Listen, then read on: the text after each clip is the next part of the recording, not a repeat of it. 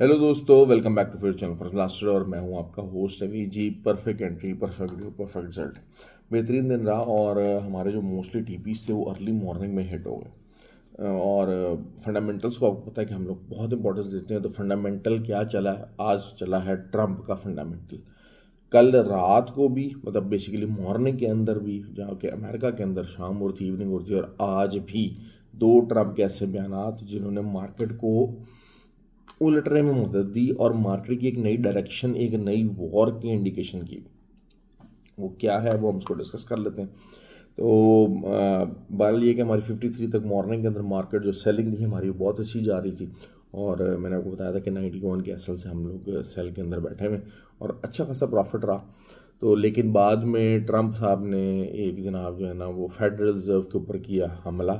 Federal reserve के ऊपर जो अटैक किया गया उसके अंदर जो कुक हैं, जो फेडरल रिजर्व की ही जो है वो एक मेंबर हैं, तो उनके ऊपर उन्होंने लगाए इल्ज़ामात कि जी आप उस फ्रॉड में मुलव्वस हैं और उनकी कराई है छुट्टी। अब 111 साल तारीख में फेडरल रिजर्व को हमेशा से एक इंडिविजुअल इदारा माना जाता था और इंडिपेंडेंट इदारा माना जाता था कि जनाब जो है ना जिसकी पॉलिसीज़ के ऊपर जो है वो कोई अमल दखल नहीं है।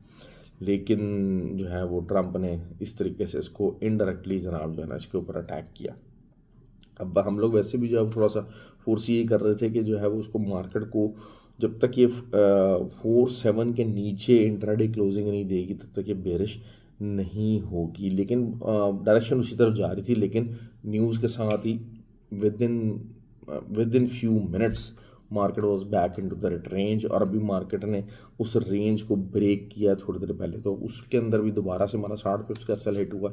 लेकिन it was all a day morning days work. Free WhatsApp group के अंदर ये चीज़ें बताई जाती हैं, एसएल के साथ ट्रेड लगवाई जाती है और बड़े टीपीज बताए जाते हैं। ये नहीं होता कि यार बिल्कुल छोटे टीपी बनाए जाएं, क्योंकि अगर तो हम वही 30 पिप्स और 40 पिप्स के टीपीस की तरफ अगर हम भागेंगे ना तो फिर वो तो हम लोगों ने कितनी दफ़ा ये अचीव कर लिया। लेकिन असल चीज़ ये होती है कि हमारा मकसद ये होता है कि अकाउंट ग्रो हो, और अकाउंट ग्रो होता है हमेशा बड़े टीपीस के साथ। छोटे छोटे टीपीस के साथ अकाउंट ग्रो नहीं कर पाता। That is a reality. तो बहरहाल अब जो है वो मार्केट यही है, 77 से नीचे का आपने एसएल देना है और 3409 कर लीजिए, आपका पहला टीपी होगा।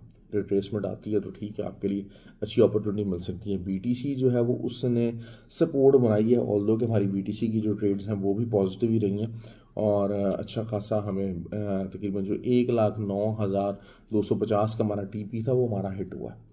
तो जो टीपी आगे मज़ीद है उसकी तरफ जाने की अभी नहीं जा सका, लेकिन मार्केट जो है वो कंसोलिडेशन कर रही है। अच्छा, फ्री व्हाट्सएप ग्रुप को बताता चलो। Free WhatsApp group totally free है, 100% फ्री है, हर कोई ज्वाइन कर सकता है।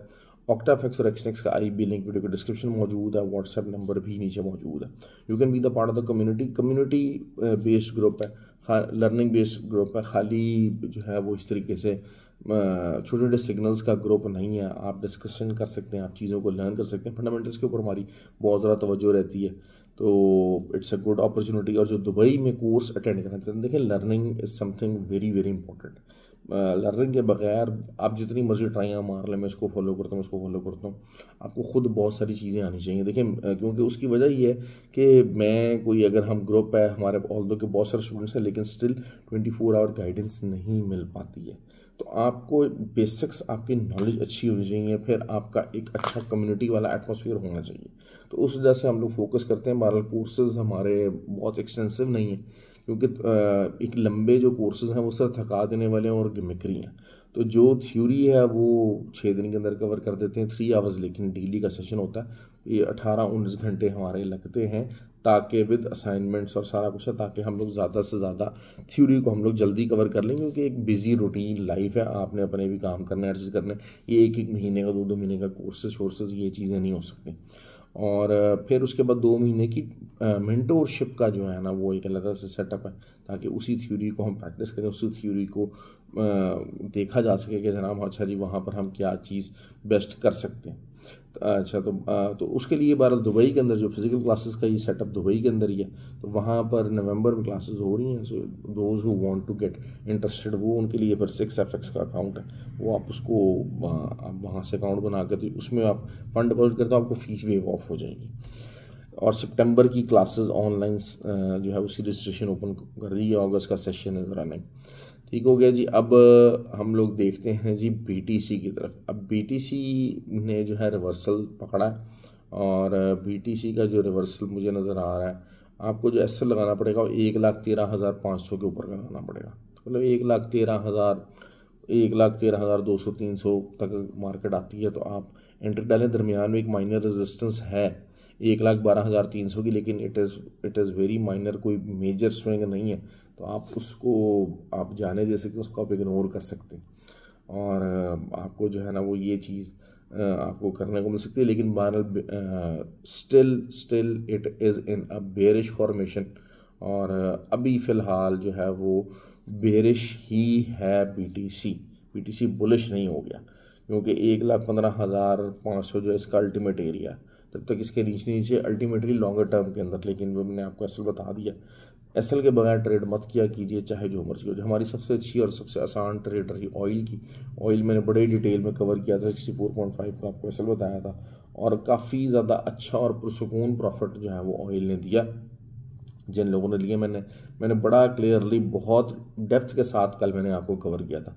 और सेम गोज़ कि ऑयल अब अगर अगेन हम लोगों को सेल करना है तो जो है वो आपको काफ़ी ज़्यादा इसमें अपॉर्चुनिटी है, ऐसी बात नहीं है, there is still an opportunity. लेकिन यही बात है कि थोड़ा बहुत साइडवेज रहेगा ऑयल, और 62.2 की एक तगड़ी सपोर्ट बनती जा रही है ऑयल की, जिसके ऊपर अगर रहेगा तो आप उसको बाइंग साइड पे ही देख सकेंगे। लेकिन आज का मार्केट कुछ साइडवेज वाली साइड पे रहना चाह रहा है। मार्केट जो है वो फ्रेश इनपुट्स लेना चाह रही है। असल चीज़ क्या है कि आज ट्रंप ने अपने इरादे ज़ाहिर कर दिए हैं कि उन्होंने कहा जी फेडरल रिज़र्व की ऐसी की तैसी, और मेरे पास जल्द जो है ना फेडरल रिज़र्व के अंदर मेजॉरिटी आ जाएगी, और फिर मैं रेट कट करूँगा ही करूँगा। अब रेट कट का जो मसला है वो बड़ा ज़्यादा उलझता जा रहा है। मतलब अगर हम देखते हैं तो रेट कट भी जो है ना वो फेडरल रिजर्व थोड़ी सी अपनी अना का मसला बनाया हुआ, उसको गोट दे देते हैं, भाई ठीक है 0.25 कर देंगे, जा तू अपनी जान को सुकून पहुँचा ले और हमारे सर से उतर। जब मार्केट की मंजी ठुकेगी तो फिर जो है वो खुद ब खुद ही होगा, क्योंकि अब देखें जब टैरिफ्स लगें, अब बेसिकली इकॉनमी को उन्होंने क्या किया है, ट्रंप की भी जो है ना बात कुछ हद तक मैं एग्री करूँगा कि अब अगर जो है वो इंटरेस्ट रेट कम कर रहे हैं तो उन्होंने क्या किया है कि बिल्कुल एग्जैक्टली थोड़ा सा पाकिस्तान वाली थोड़ी सी स्ट्रैटेजी रखते हैं। अगर हम पाकिस्तान का जो 2022 तक की जो स्ट्रैटेजी थी उसके अंदर इंटरेस्ट रेट जो है वो इंक्रीज़ किया जा रहा था, ठीक है, लेकिन आपने इम्पोर्ट उसको खुला छोड़ के तो अपनी जो ग्रोथ थी उसको शो कर रहे थे कि जी हमने जीडीपी जी 6% से ग्रो कर ली और ये कर लिया वो कर लिया। तो जब सेकंड काउंटर ये जो लास्ट गवर्नमेंट आई उन्होंने क्या स्टेप्स लिए, अब बिल्कुल Pakistan on the verge of bankruptcy था, उन्होंने क्या किया कि इंटरेस्ट रेट कम करना शुरू कर दिया, लेकिन साथ साथ क्या किया कि जो इम्पोर्ट्स थी उसको बिल्कुल लॉक कर दिया।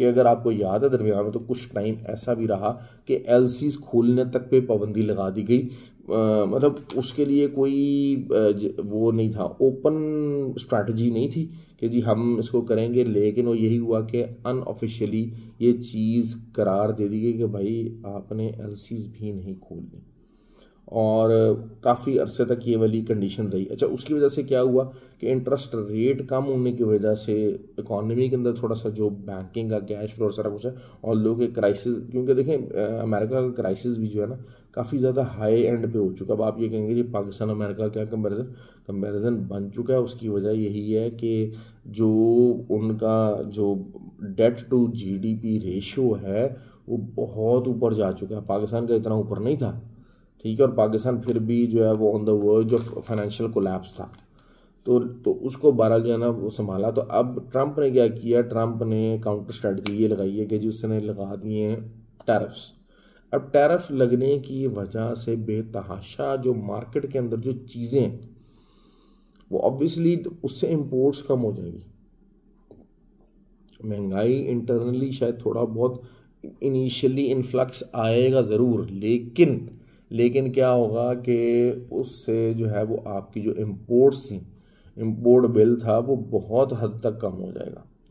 तो जिसकी वजह से इकॉनमी ज़रूर स्लो डाउन होगी, लेकिन चीज़ें कंट्रोल में आना शुरू हो जाएंगी।